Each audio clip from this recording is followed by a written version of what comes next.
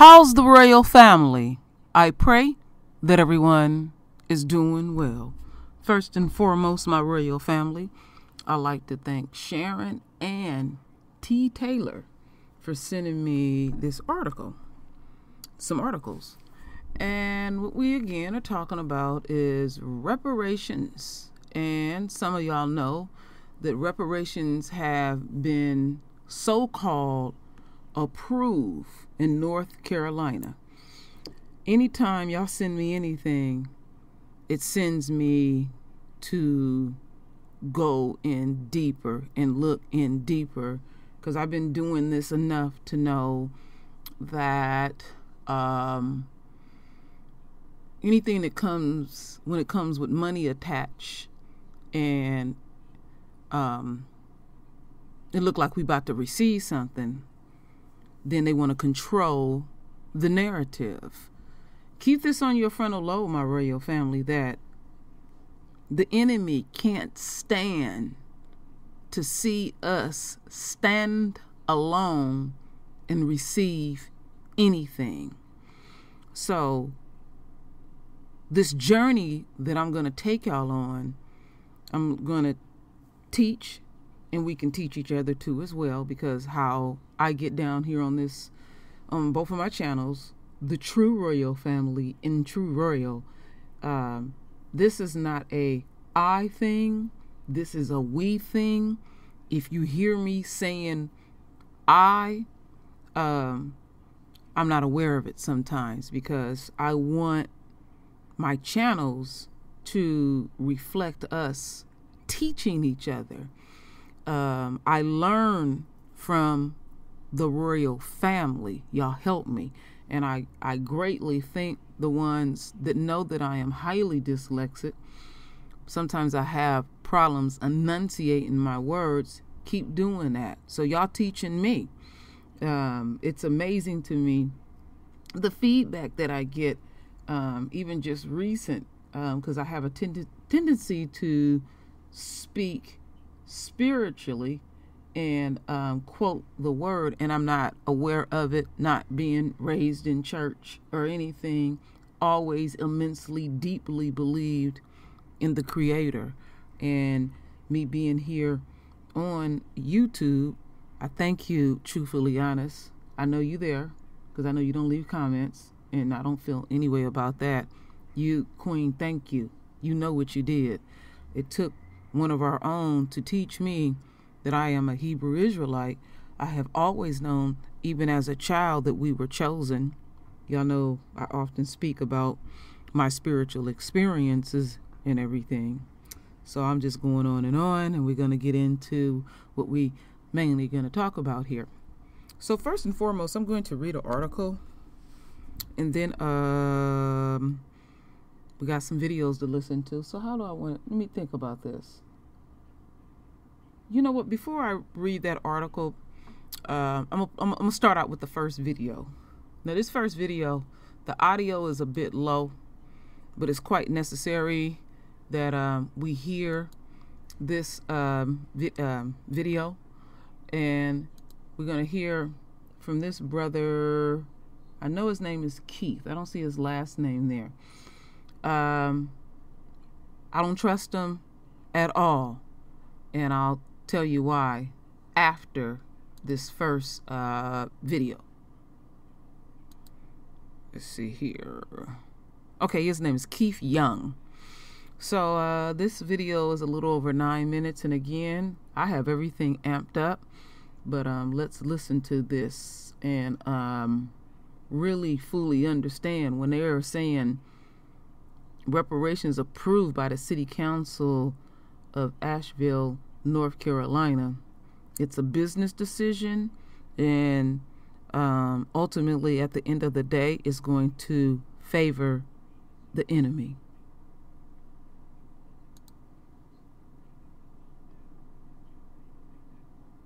Reparations for the descendants of African slaves in America has long been debated. Black lawmakers on different levels of government have tried to get reparation bills approved, but are usually met with overwhelming resistance. Until now, Just this week, the City Council of Asheville, North Carolina, unanimously voted to provide reparations to Black residents of the city. Not only did the council approve the reparations, but it issued an apology for the city's historic role in slavery, discrimination, and denial of liberties to Black residents. Asheville's City Council member Keith Young pushed for this resolution, and he joins me now. Welcome. It's so great to have you, Keith, and congratulations on this new legislation. The reparations, of course, aren't going directly into someone's pocket, correct? You have a plan on how that money is going to be spent. Can you explain the plan? That's right. Reparations is a very complex issue, and it requires a solution that looks beyond a one-time payment or check. The same systemics that allow Confederate statues to go up and disparities in policing to continue are the very same systemics that recycle itself generation after generation. What we're looking at here is there needs to be a step-by-step approach which will break down the problems that we face as a Black community to its root causes and kind of identify some entry points and search for some solutions. From there, we'll be able to take action and reflect upon it and do that again, sort of a wash, rinse, and repeat, so to speak. It's set up to be something that will live beyond the current council and the current city manager to continually look at these issues that are affecting Black individuals in this country. We need to be made whole in areas such as healthcare, education, employment, criminal justice, business ownership, home ownership, and overall equity, and of course, generational wealth, where in all of those categories, Black Americans have disparate numbers. So just to be specific, are you talking about a fund that will be set aside that people can apply to for things such as education, home ownership, businesses, etc.? Is that what you're talking about? A separate fund that will then, people have to apply into, or will the fund recognize areas and hand out the money? So as far as the funding is concerned, there is no specific fund that will be set up. We have a Department of Equity and Inclusion, and we are setting up a reparations commission for our community. As far as the funding is concerned, we will reallocate funding based on the needs of the community. I know that there's a great push right now for reimagining how we do policing in America, and in our local governments, there are some pushes even here to see how we can reallocate funding in that way. The larger picture of funding, though, needs to come from the federal and state governments. I think this is something that America cannot turn its back on right now, and we need to have that conversation on a federal level. I don't believe that will happen with this administration, but we will see what happens with the next. Do you think, though, are you heartened to see it happen more and more, on the local level?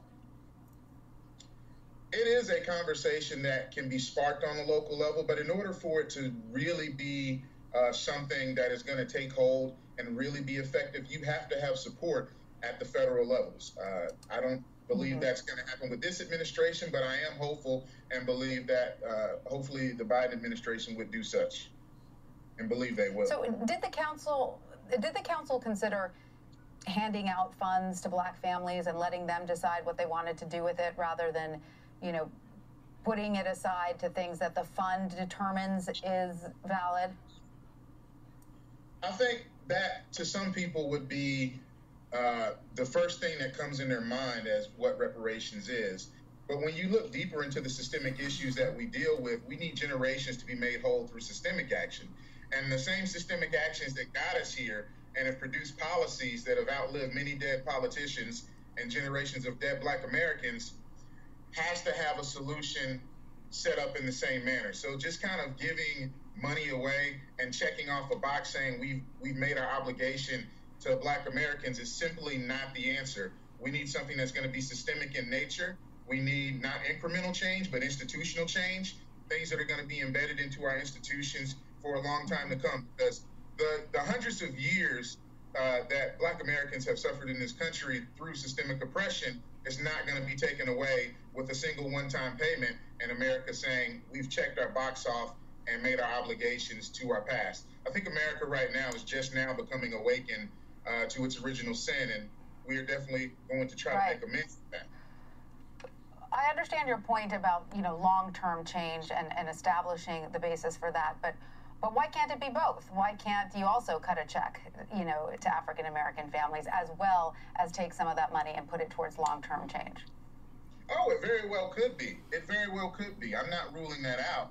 I think, though, that one of the most important parts of the process, though, is to make sure that it is a commitment that is long-term, and local governments, state, federal governments, however this materializes in the long term, doesn't walk away from that commitment with just saying, we gave you some money and so everything should be good, while the systemics that created these issues still reside. Right. So one council member says that you received numerous comments from people asking, why should I have to pay for what happened during slavery? And that is something that a lot of people ask. So what is the answer to that? And have you received any backlash over this approval for these reparations? Oh, there's definitely been some backlash. I think any change in American history, anything that happens doesn't happen in a bubble, in a vacuum, and it doesn't happen without some sort of redress from the public. I think when you go back and you look at the civil rights movement of the 60s, we all like to celebrate, say, Martin Luther King to this day, but he was not a celebrated figure in that time, and what was being pushed at that time was definitely not celebrated by a large segment of the American public. So there has been pushback, but I think at this point in time, I've seen way more positive responses to this and way more willing to help fix the systemic issues that we deal with, as opposed to folks who are not educating themselves on the history itself.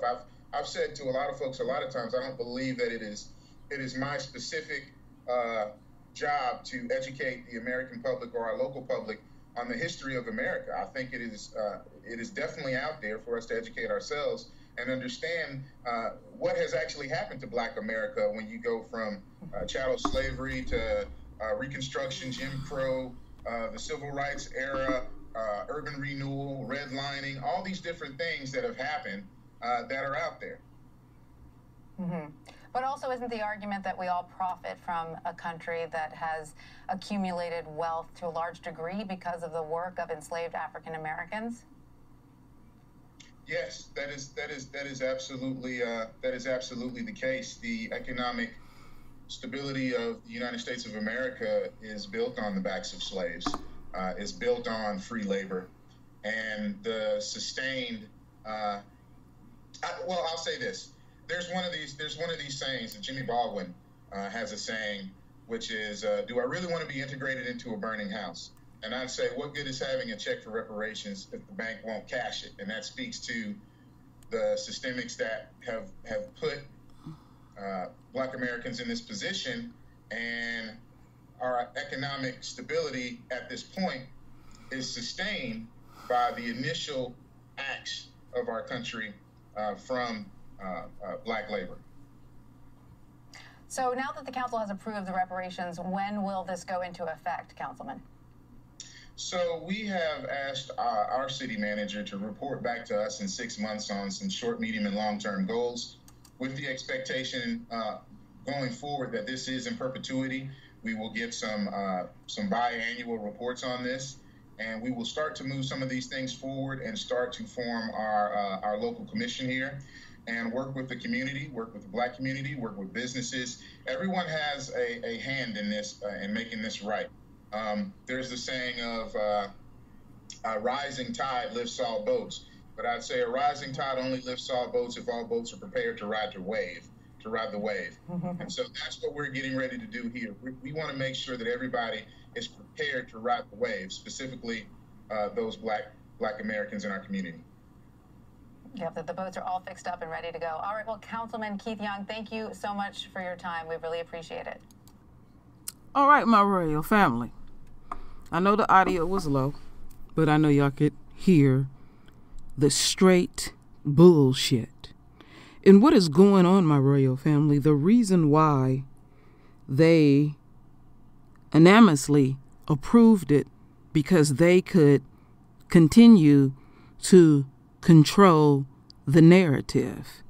And they don't want to directly put a paycheck in our hands, because they know that many of us would get up out of our conditions and go wherever you please. So this is another form of controlling the royal family. And they are going to be very selective who they allocate these dollars out to via into programs. Also keep in mind that when the enemy and the enemy supporters are controlling the dollars, it is not a guarantee. All right? Keep that in mind. It is not a guarantee. So anytime they want to, the council can just abolish the program, because they can say the program is not prospering. All right? Now, what I want y'all to keep on your frontal lobe, but first I'm going to read the article, and we're going to get into some more videos. The last part I'm going to show. I want y'all to keep this in mind, what they're talking about. 6 years ago, North Carolina set aside $10 million in reparations. Keep that on your frontal ass lobe. All right? What they talking about. That's why I said that Negro is a straight ass coon. He's saying everything that keeps the enemy comfortable. They good with that because they can control our movements by saying, we done built you some projects. And what they'll do, they'll build those same projects in a different fashion, opposed to stacking us on top of each other. Then we're side by side, unquote, townhomes. It's the same old shit, my royal family. I know y'all say, damn, True Royal, you know, we send you something and you always got to go to the left. No, I keep it core truth over here, my royal family. The best for the royal family. We're not going to fuck around and talk sweet over here on this channel. And the enemy that's listening, run back and tell that. All right? So let me get into this article, and then we're going to get into the rest of these videos.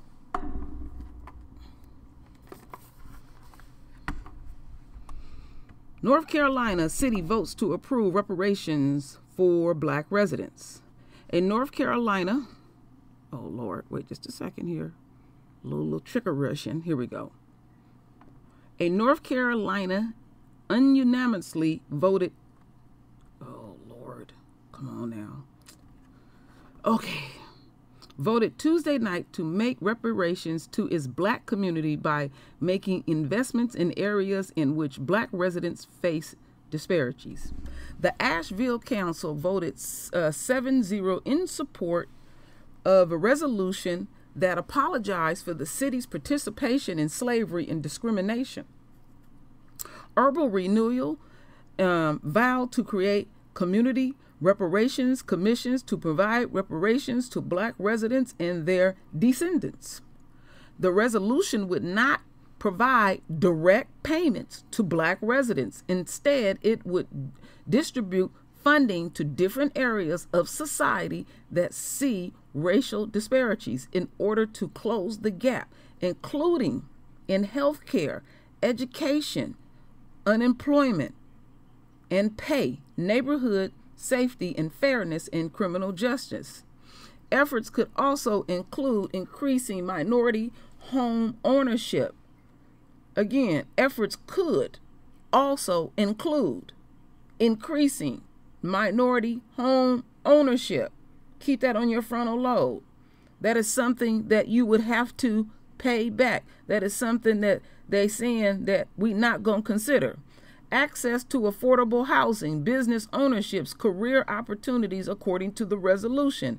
It is not simply enough to remove statues. City Councilman Keith Young, who is black and promoted the resolution, said during the meeting. The Asheville Citizen-Times reported, black people in this country are dealing with issues that are systemic in nature. The commission created by the resolution would provide short, medium, and long-term recommendations that would make significant progress towards repairing the damage caused by public and private racism. Local governments and community organizations are welcome to join in. All right. See, they standing alone because they don't know what the federal government gonna do. The resolution also called on the city manager to create recommendations to add the creation of generational wealth and to boost economy mobility and opportunities in the Black community. The city manager is instructed to give a biannual update to the city on the progress. Councilman Kapoor said he support the resolution for moral reasons and calls on critics to look at the practical reason that the data show disparities between Black Asheville residents and other residents. We don't want to be held back by these gaps, Kapoor said.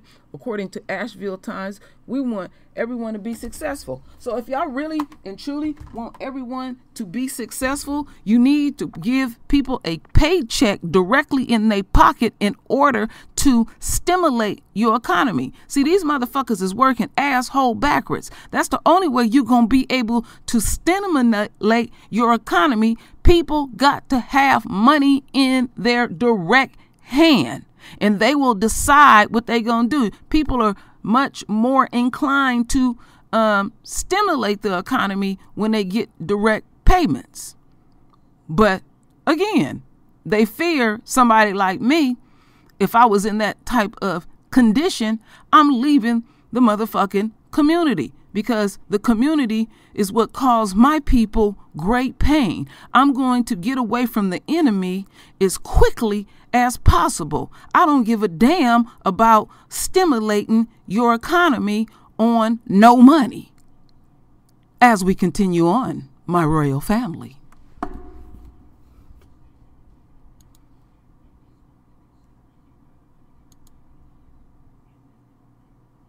Justice and equality are growing louder in America.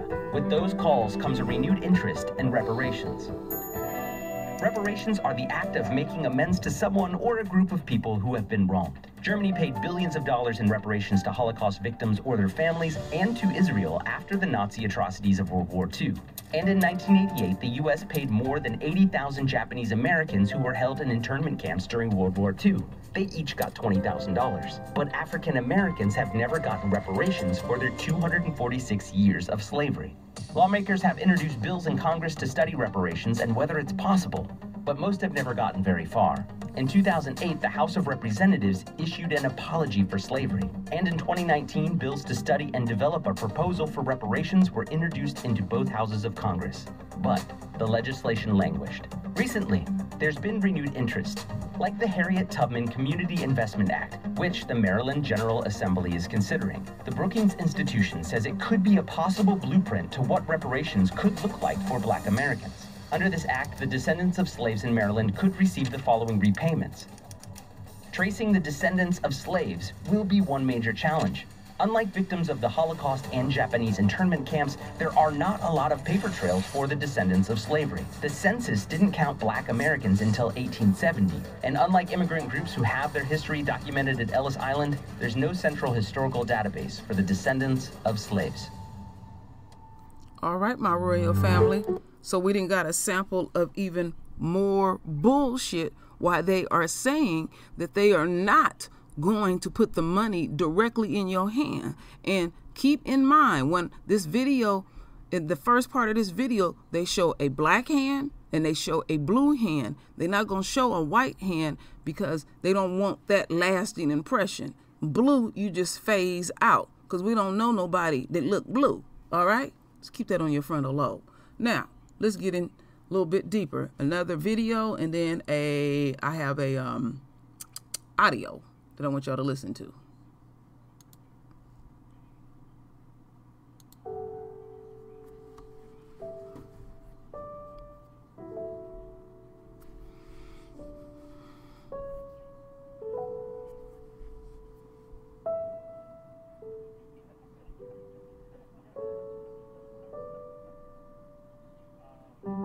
There is a significant development that's getting ready to take place. And now is the opportunity to raise some broader questions about Second Ward and Brooklyn and what happened in Brooklyn. Does this new development speak to the historical injustices, documented historical injustices that took place in Brooklyn and Second Ward?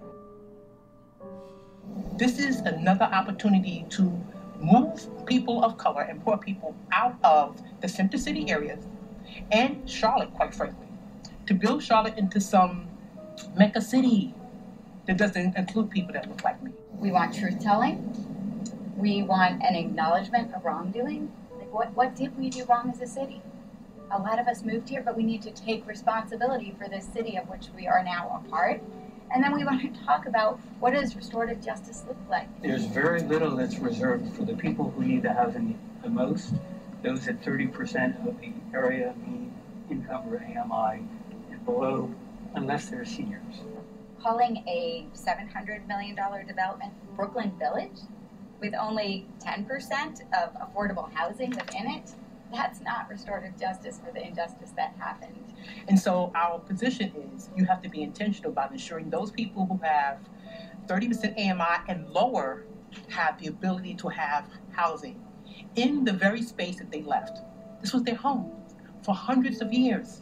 I'm talking about thousands of people of color displaced. Brooklyn is important because of where people, their lives stem from, that birth of blackness. The city cannot be made whole unless we address those pains and those injustices that were created by broken promises. Now that there is an understanding that there's something, it's okay to rethink your position and say, you know what, let's do the right thing here. And this is an opportunity for all of Charlotte. All right.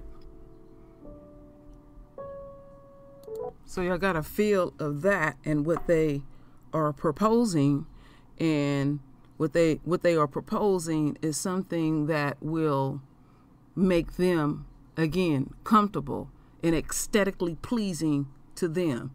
You know, it's ultimately it's about them. And even though they didn't sprinkle in a couple of black folks, they're gonna go along and get along because that's where they get their paycheck. Now let's get into this audio, and they're gonna spell it out again. Keep that $10 million in reparations on your frontal lobe. Just a quick word from our sponsor. If you've been harmed by the carelessness of someone driving a company vehicle, the injury is referred to as personal. So if you've been hurt by an 18-wheeler, call Herman & Herman in Corpus Christi at 361-201-1226. They take personal injury personally. Reparations for Black people approved by this North Carolina city. Here's how it works. 6 years ago, North Carolina set aside $10 million in reparations to compensate victims of a state eugenics program that forcibly sterilized more than 7,000 people well into the 1970s, many of whom were Black. Now one city has approved a different set of reparations. Asheville City Council in Western North Carolina on Tuesday voted unanimously in favor of a resolution that supports community reparations for Black residents. Black people have been unjustly enslaved, the resolution states. The city of Asheville apologizes and makes amends for its participation and in sanctioning of the enslavement of Black people, for its enforcement of segregation, and its accompanying discriminatory practices, and for carrying out an urban renewal program that destroyed multiple, successful Black communities. It continues. City council members on Tuesday evening each made remarks on the resolution, then took turns reading it aloud before voting 7-0 in its favor. Councilmember Keith Young, who spoke first, said we have a lot of issues to deal with and that the recent movement describes the treatment of Black Americans for a sustained period of time. I am a Black man with a Black family, and anything that we do, in my mind, has to outlive the emotions of this present moment because the future success of my own... Let me stop this for just one moment. And y'all know that I'm the type of person, I don't edit anything. I made a major mistake. And I had researched this last night. The 10 million, I do know about this program. that was set aside, because I watched many videos and studied on it, of people that were forcibly sterilized. That's what that was for. So I had that wrong. And I know why I had that stuck in my mind, because when I was doing my research, I couldn't find a dollar amount. So I personally was fixated on the 10 million. So that is my mistake. I'm not going to change anything. I'm just going to keep it moving. Children and our current and future society depends on the sustained success of the systemic changes that we seek, Young said during the meeting.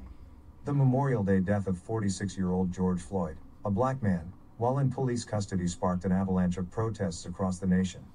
He died after a now-fired Minneapolis police officer pressed his knee into Floyd's neck, as 3 other officers didn't intervene. All 4 officers have been charged in Floyd's death. The death of Floyd and other black Americans during encounters with police has also reignited the discussion around reparations for black people impacted by systemic racism in America. Reparations is a broad term. According to the Constitutional Rights Foundation, it's a concept that's been around since the Civil War.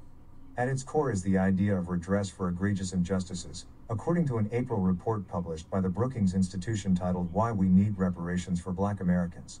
It is time to really have a serious conversation about restoring the wealth that's been extracted by racism, Andre Perry, who co-authored the report, told Market Watch. Wealth is measured through real estate. Asheville is a city of 92,000 people, close to 12% of which are black, according to the U.S. Census Bureau.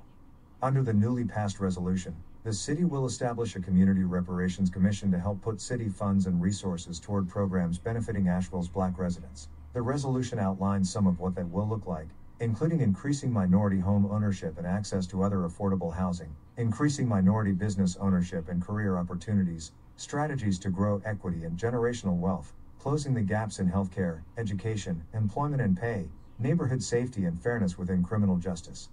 Rob Thomas is community liaison for the Asheville Racial Justice Coalition, which pushed to have reparations put on the city council's agenda through a social media campaign. Wealth is measured through real estate and real property, Thomas told the Asheville Citizen-Times.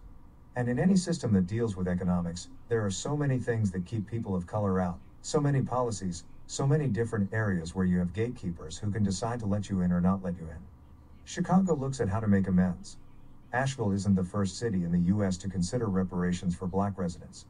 The resolution mirrors another in Chicago that established a Chicago Citizens of African Descent Reparations Commission, the Chicago Sun-Times reported. The commission is tasked with investigating how one of the most segregated cities in the nation could best make amends for the impact of slavery, according to the newspaper. Chicago's City Council approved the resolution June 17, the Sun-Times reported. The city of Evanston, a suburb of Chicago, has also instituted a reparations program, according to The Guardian. The City Council voted last year to approve a local reparations program funded by sales taxes on recreational marijuana, which was legalized in Illinois on January 1st, The Guardian reported.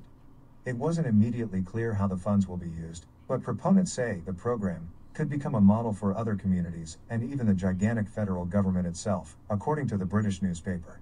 Next article. Okay, let me freeze this because I don't want this to pop up. Just a quick word from our...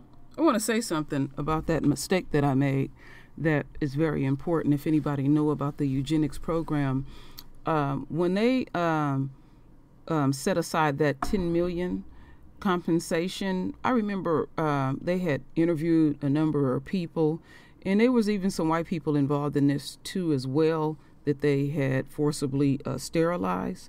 What they did was they sat on those funds so long that a lot of those people have passed on.